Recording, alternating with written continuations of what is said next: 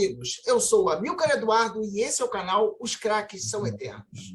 Comigo hoje, um dos maiores zagueiros que atuou no Rio de Janeiro e em vários outros estados do Brasil. Campeão brasileiro pelo Curitiba, ele se tornou um dos grandes zagueiros do futebol brasileiro e ficou na história, com certeza. Tudo bem, Heraldo? Tudo bem, e aí? Tudo Manda bem, aí. meu querido. Queremos saber um pouco da tua história. Conta um pouquinho da tua história para a gente. Como começou tudo, a tua vida no futebol? Bom, eu comecei no Operário de Campo Grande em 75 e me profissionalizei em 76, já com 17 anos, né? E disputei um estadual lá no interior, pelo time do interior, o homônimo do Operário, Operário de Dourados, e depois, em seguida, voltei ao Operário, que era o dono do meu passe na época.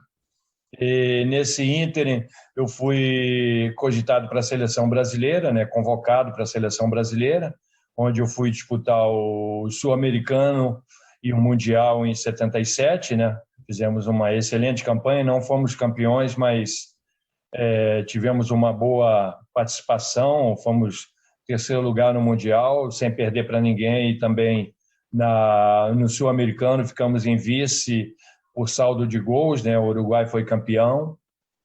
E, na sequência, eu disputei o Campeonato Estadual de Mato Grosso do Sul, antes da divisão do Estado, o último campeonato, fui campeão pelo Operário. E, em seguida, o Dr. Hildo Nejar, na época diretor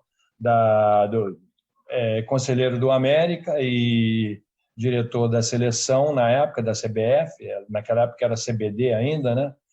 Ele falou que ia me buscar para o América. E foi mesmo, após o campeonato estadual esse que eu venci em 77, ele foi lá e me trouxe pessoalmente para o América do Rio, onde eu comecei a minha carreira no América, fiquei quase 5 anos no América.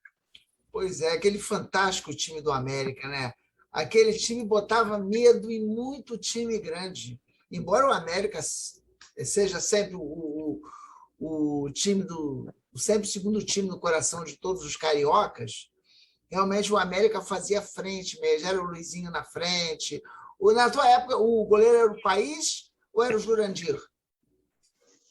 O Jurandir subiu na sequência, mas o titular era o País. Aliás, muito bom goleiro, muita presença, uma presença muito forte dentro de campo, uma técnica muito apurada, uma altura boa. O País realmente tinha muita personalidade, se impunha muito como jogador, como goleiro, não só embaixo das três da trave, como também orientando os companheiros. Então, o América, naquela época, tinha grandes jogadores, como você bem frisou, era um timaço com o País no gol, o Shoa, lateral direito, o Álvaro, tinha o Jorge Valença também. Depois foi lateral esquerdo do Atlético. Exatamente, foi pelo timaço do Atlético Mineiro na sequência. O Alex, o Russo, que disputava a posição comigo, ele foi titular assim que eu cheguei lá.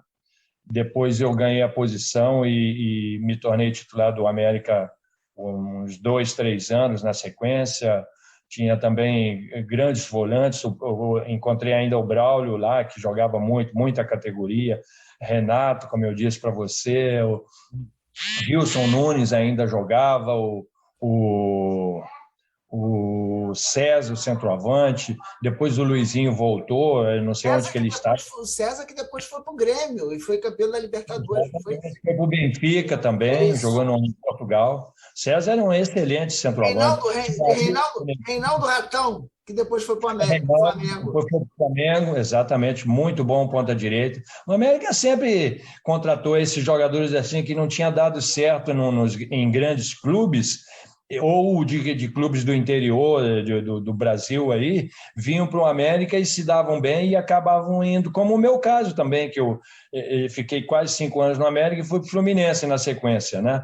E o Reinaldo fez uma campanha excelente no América e acabou indo para o Flamengo, para aquele timaço do Flamengo, né? Então era sempre assim, né? O próprio César foi para o Grêmio, depois foi para o Benfica, né? Então acabava o América pegava jogador revelado de outros clubes e revelava para o Brasil, vamos dizer, para o mundo, né?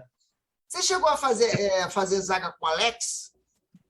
Fiz uma zaga muito boa com o Alex antes dele sair do América, que ele saiu, acho que em 80 ele foi para o Sport, né? De Isso. Recife. Eu fiz com dois excelentes zagueiros, assim, experientes, que foi o Alex, o primeiro. O Alex tinha 33, eu estava com 20 anos, 19, 20 anos. E depois com o Marinho Pérez, que veio lá do Palmeiras. Naquela transação lá veio o Pires também, que é um excelente volante, né? Marinho Pérez está numa situação muito difícil, não sei se você sabe. Como? O Marinho Pérez está numa situação muito difícil, não sei se você sabe. Sim, eu fiquei sabendo, eu faço parte do grupo do América. Aí eles postaram lá um vídeo com o Marinho meio assim, bem Acho que ele está caído, com a doença coitado. de Parkinson, acho, se eu não me engano. É uma pena, né? Infelizmente a idade vai pegando. Você vê, hoje em dia, qualquer um vai para o Barcelona. Ó. Antigamente, Marinho Pérez foi zagueiro do Barcelona. Sim, jogou um tempão lá, né? Depois da Copa do Mundo de 74, ele foi para lá, depois ele veio para o Inter, né? E do Palmeiras ele veio para o América, ele já com 33 anos. Eu tinha 21 na época, fiz zaga com ele. Então aprendi muito com esses zagueiros que... Porque futebol era futebol. Exatamente.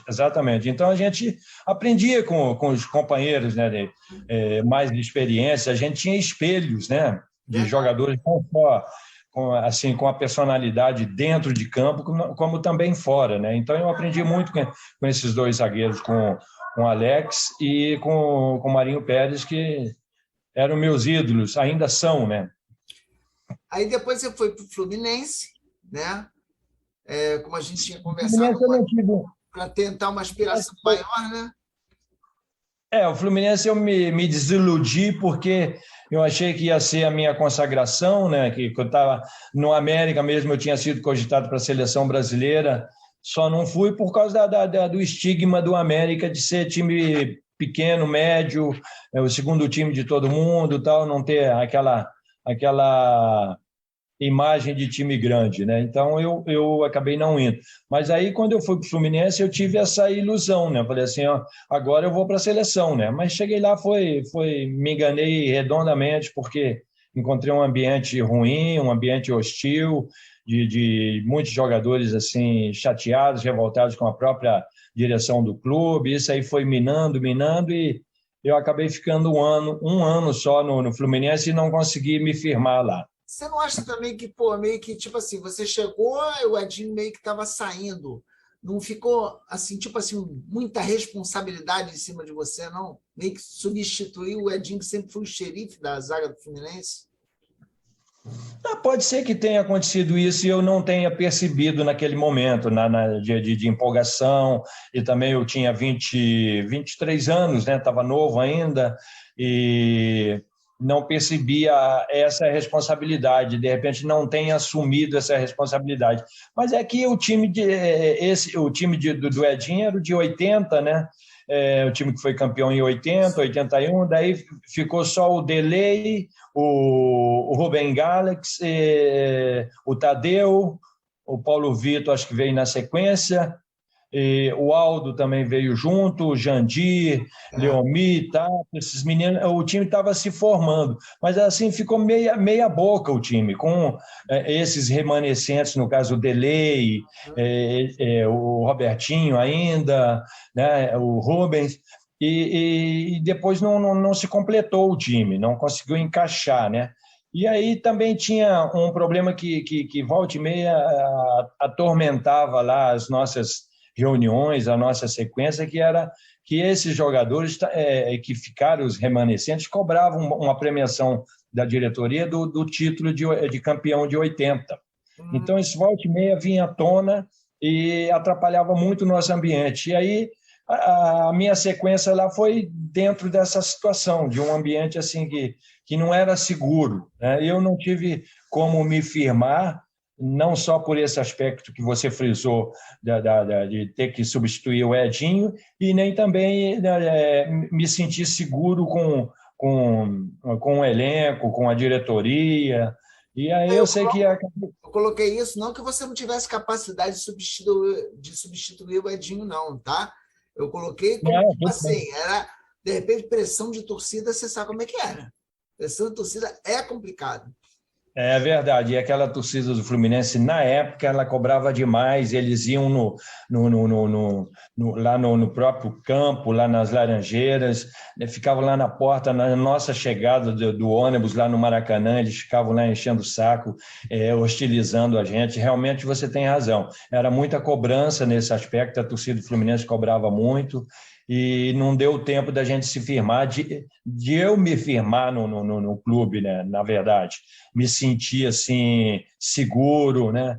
Sentir a responsabilidade também, né? Muita cobrança, e um time inseguro, inconstante, como era o Fluminense naquela época, acabei não conseguindo me firmar.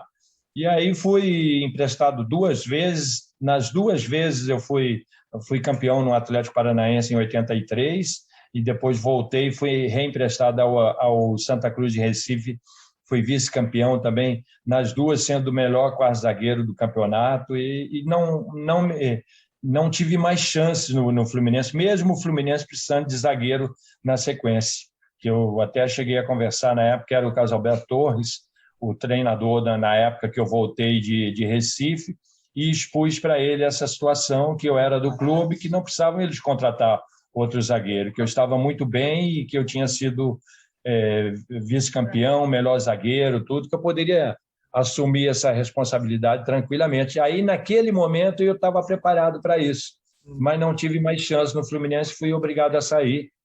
Foi quando eu comprei meu passe e revendi para o Guarani de Campinas, e ia disputar esse campeonato de 85 brasileiro pelo Guarani, e acabei não disputando, porque aí acabei me desentendendo lá com o Beto Zini, na época, lá, que era o presidente, lá, o diretor, e fui acabar no Curitiba. Fui para o Curitiba, e no Curitiba, você vê, eu estava fadado a ser campeão mesmo, me dar bem num time de verde, e acabei estourando lá no Curitiba, onde eu fui campeão brasileiro de 85. Pois é, você que estava acostumado a jogar no Maracanã, jogar a favor, né? Jogou nos times do Rio. Como é que foi calar toda que é porque as torcidas do Rio de Janeiro, elas se uniram, né? Elas se uniram para torcer para o Bangu, né? Eu acredito que se fosse o América iam ter feito a mesma coisa, né? Mas como é que foi encarar aquele Maracanã praticamente todo contra? Olha, se fosse contra um desses times grandes aí, talvez eu pudesse sentir alguma pressão, né? Mas como a gente sabia que era o Bangu não tinha aquela torcida toda que estava lá, que era uma torcida misturada dos grandes clubes, né? Apesar que tinha um bom volume, se comparando com hoje, né? Com os estádios de hoje, que vão 30, 40 mil, naquela época tinha 90, 100 mil no Maracanã, a metade, né? Praticamente do Maracanã, que eu acho que era 200 na época, né? Quando era o Maracanã antigo, né? Isso. Então, eu não senti muito, porque aí a gente está acostumado, eu estava acostumado a jogar, tinha vindo do Mineirão, nós empatamos com o Atlético Mineiro, lá sim nós calamos, sei lá, mais de 100 mil pessoas no Mineirão, que lá acho que era ou é 130 mil pessoas, né? Lá nós sofremos uma pressão, nós seguramos o Atlético Mineiro 90 minutos atrás da linha do meio de campo, era ataque contra a defesa. Lá realmente nós sentimos a pressão. Não jogamos bem, mas assim, no sentido de revidar, né, de atacar o Atlético Mineiro, de ter oportunidade, mas a nossa zaga, com o nosso goleiro Rafael, nós estivemos muito bem, porque seguramos o Atlético Mineiro, não deixamos eles terem chance nenhuma, né?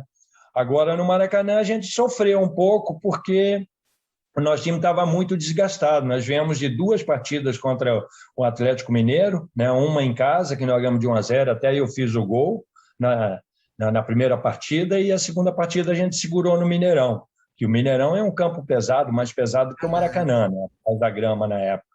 E aí nós viemos contra o Bangu, a gente veio bem light, assim, até relaxamos demais, que a gente permitiu que o Bangu tomasse conta da partida. Nós saímos na frente, bem pra caramba, fizemos o gol, e de repente nós recuamos e sofremos muita pressão do Bangu. Não era para acontecer aquilo, mas aconteceu em função da gente estar naquele embalo de sofrência, né? Já vinha com o Atlético Mineiro, tudo de segurar resultado e tal, e a gente acabou se recuando e jogando daquela forma, que eu até hoje não gosto, porque o Bangu era um time igual ao nosso, talvez um pouco melhor, mais ofensivo, talvez, mas era um time igual. Então a gente tinha condições de jogar melhor contra o Bangu, de até ganhar do Bangu lá no Maracanã.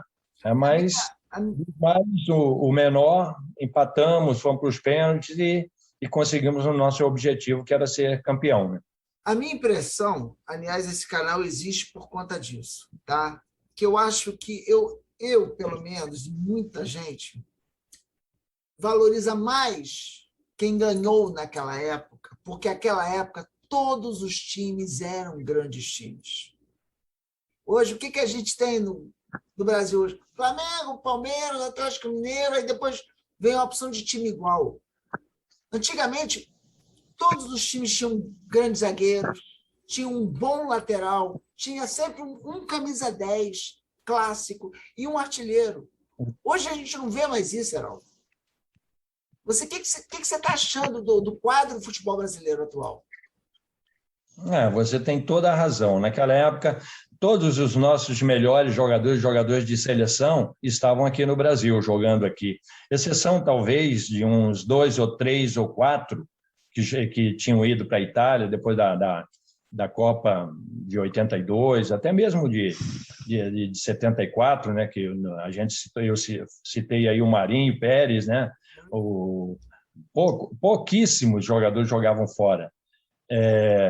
Todos os times, como você bem citou aí, todos tinham um bom ponta-direita, um ponta rápido, um ponta-esquerda que chutava forte, tinha um meia que batia falta para caramba, tinha um centroavante que incomodava, né? Era sempre assim.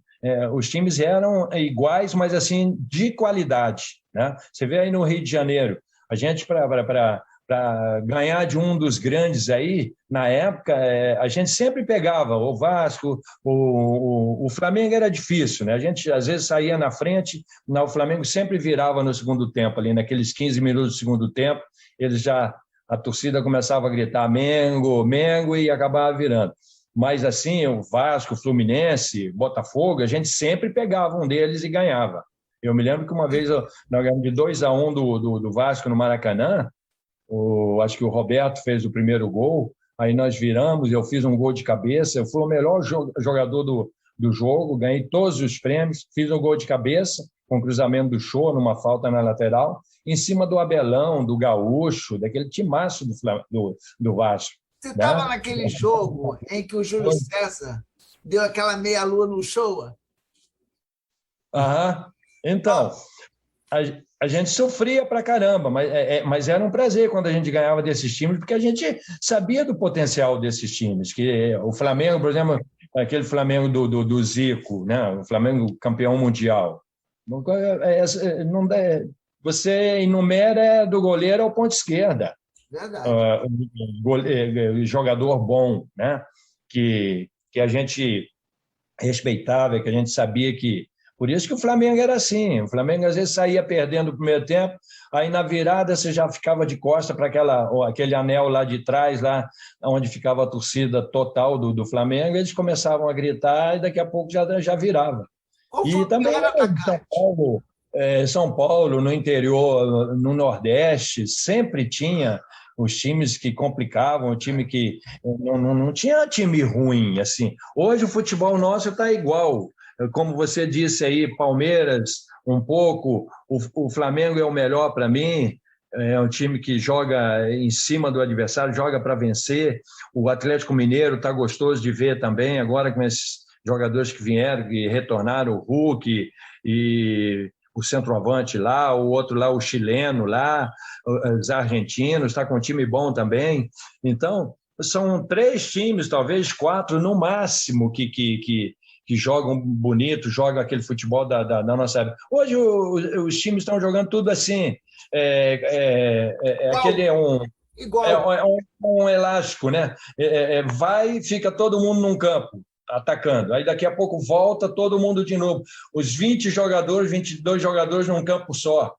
Aí o jogador domina, toca, não tem, pega mano a mano, ele toca para trás, toca para o zagueiro toca para o goleiro mete para frente.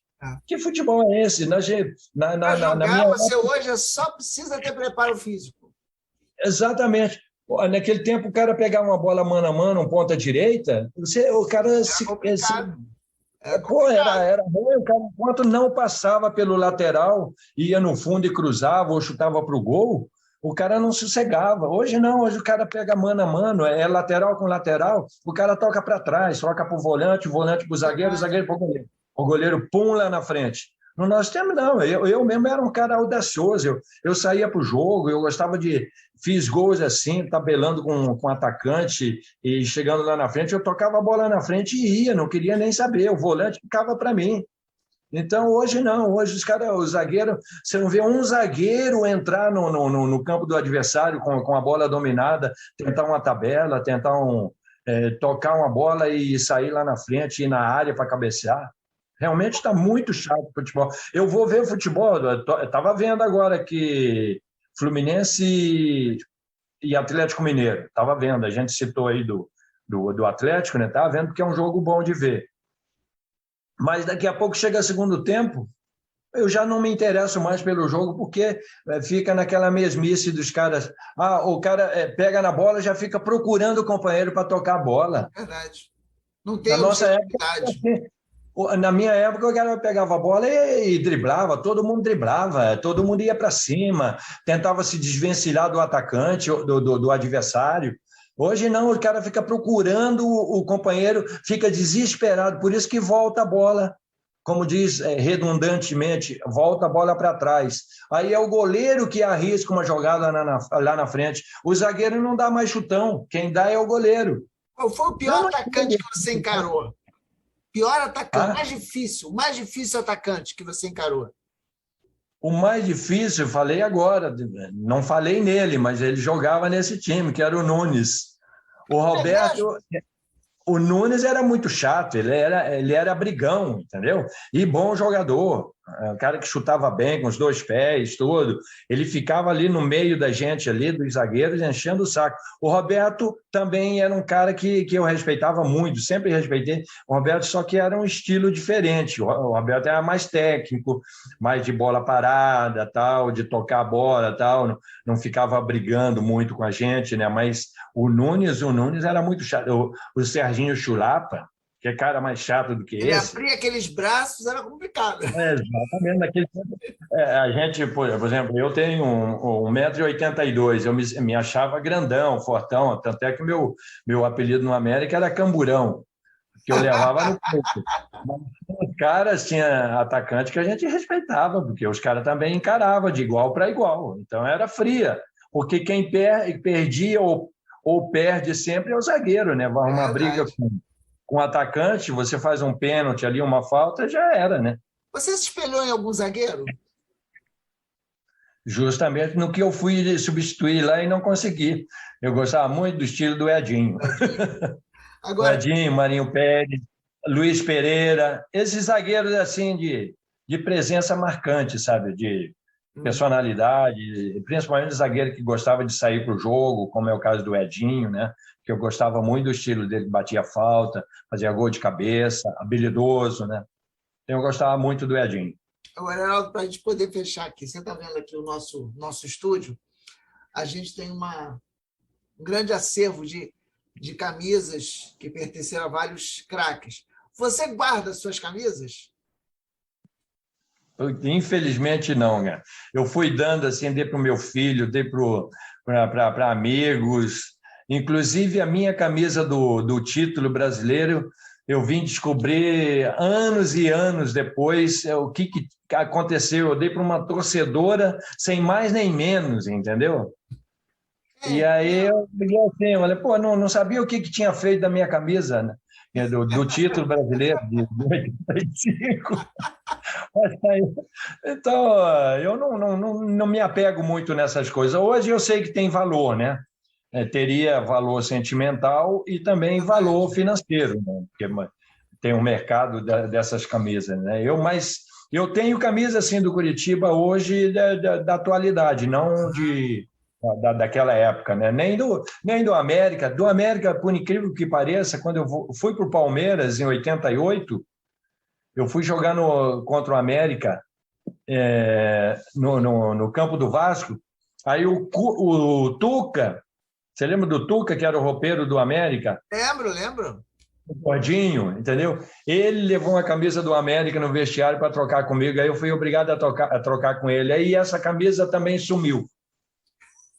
Não sei, é a camisa mais recente do América que eu teria hoje no momento e não essa tenho. aqui quem me deu foi o Eduzinho, ó. Eduzinho até Ah, assinou. o Eduzinho lança moda, né? Ele tem todo o estoque de camisa do América, né? O Eduzinho é parceiro nosso aqui do canal. Aliás, no dia 30 de outubro, a gente vai ser o primeiro evento do canal. Vai ser um campeonato de futebol de botão, a Taça Edu Coimbra, em homenagem a ele. Ele vai Eu estar ouvi lá falar aí no programa. Isso. O Edu é gente boa demais, né? Foi um grande jogador, a família dele só de jogador. O Nico também é um cara sensacional. Então, eles têm no DNA essa simpatia, né? Com certeza, com certeza.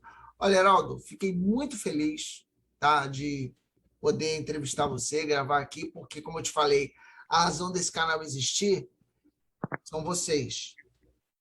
Sempre digo, você aqui nunca vai ver um Gabigol, nunca vai ver um Bruno Henrique, ninguém dá entrevista aqui. O foco do canal são vocês. Vocês fizeram o verdadeiro futebol brasileiro. Porque hoje o que a gente vê não é futebol. Sinceramente, hoje é uma cópia mal feita do futebol europeu. Entendeu? Então, estragaram o nosso futebol, né? É verdade. A verdade é essa, né? Muito esquema, muito tititi, muito eu chamo de titiologia, né? Exatamente. Essa linguagem de futebol hoje é totalmente... Porque esse aí, para mim, é um Lazzaroni piorado. É verdade. Então, são esse pessoal aí estragou o nosso futebol, com esquemas, com mudança de estilo de jogador. Inventando esquemas, né? Inventando esquemas. Exatamente. Inventando esquemas, entendeu? Mas fazer o quê? Eu ainda tenho esperança que vai melhorar. Vamos ver. Meu querido, muito obrigado pela tua atenção, tá? Muito obrigado mesmo. Cara, um beijo nesse coração maravilhoso seu. Tá? E não desliga não que a gente vai falar em off, tá bom? Beleza, obrigado e parabéns pelo programa. Eu dei uma relutadazinha, porque assim, a gente fica fora do contexto e eu falo, mas quem que vai ver? Não sei o quê, isso não me interessa mais, não sei o quê. Mas eu revi meus conceitos e resolvi te atender e realmente é gostoso a gente voltar ativa de falar, de dar entrevista e tal. E o seu programa é muito legal e parabéns e sucesso mais para você, tá bom? Sabe por quê? Porque aqui craques como você são eternos. Beleza, obrigado.